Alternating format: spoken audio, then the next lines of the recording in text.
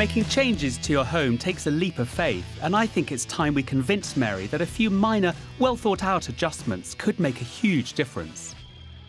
Mary and Luke aren't going to do this separate bedroom scheme, so what are they going to do? So the idea, I think, is to concentrate on the ground floor as a big social space. Instead of being little pokey rooms all separate, try to get a big sense of connected space, light through, but equally without becoming one vast kind of hall. That sounds like a really good idea, and also a really good model for domestic space generally, because in a way, what they haven't done is the radical scheme of having two very separate spaces. And I like the delicate touch of just setting up somewhere where they can coexist quite happily without any big, grand architectural move.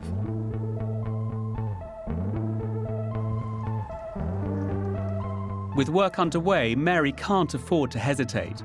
So I've brought her to a fantastic home that could make her rethink open-plan living.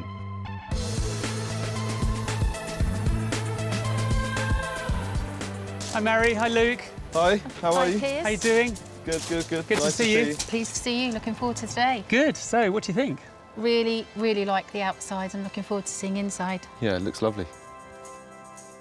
This compact new build is a great example of what's becoming known as broken plan.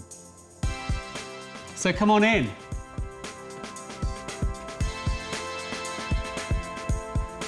It's very modern, but I actually really like it.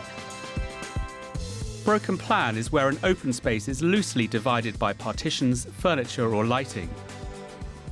There are very distinct zones and areas where you can imagine doing something different. I mean, there's a study there, and instead of having a wall and a door, there's just a glazed screen that implies a separation between it. To create broken plan space, you can use wider or taller non-standard doorways to open up views through your home without taking out walls or installing expensive beams. And repositioning furniture is a simple way you can create zones within a room. It's neither open plan or enclosed. It's sort of halfway between.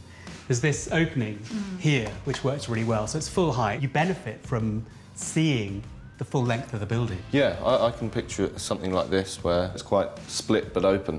If you want it to feel separate, you can make it feel separate. It is really open. These look like very standard base units with a beautiful piece of melamine face ply on it.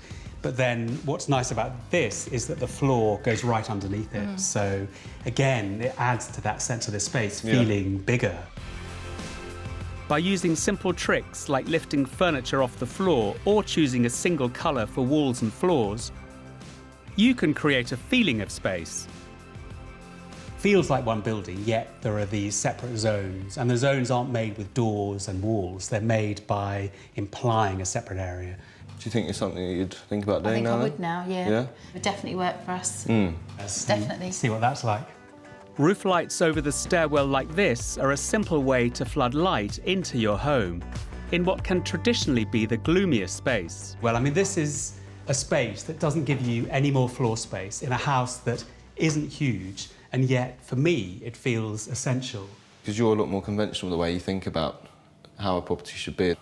I suppose my mindset is that you have separate rooms, and now I see actually by opening up, it makes the space look much bigger. You can also see that there are other ways to zone areas. Definitely.